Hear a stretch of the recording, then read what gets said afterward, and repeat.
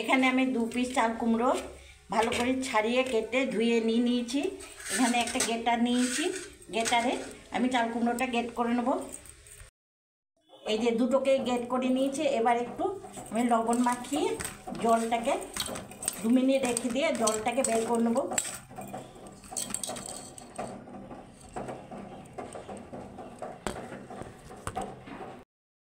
এই যে চিপে চিপে জলটাকে আমি বের করে একটা জায়গায় রেখে দিচ্ছি।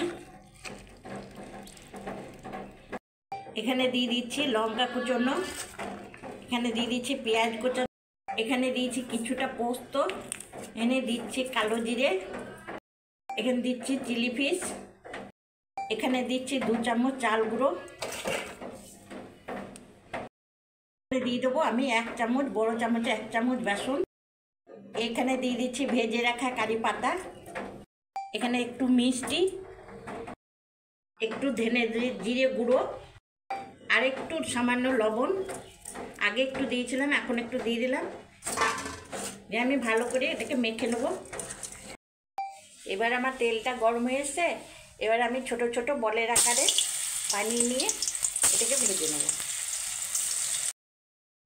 এবার উল্টি পাল্টি হাই হিটে দিয়ে উল্টি পাল্টি ভেজে লাল করে। এই যে আমার পকোড়াগুলো কি সুন্দর ভাজা হয়েছে দেখুন। এবার আমি সব তুলে নেব। কত কড়কড়ে হয়েছে, এর মুখে দিলেই করান। বন্ধুরা, এই পকোড়াটা আপনারা কিসের সঙ্গে ভালোবাসেন, চা কফি না মুড়ি? আমি কিন্তু ভাতের সঙ্গেই ভালোবাসি। দেখুন,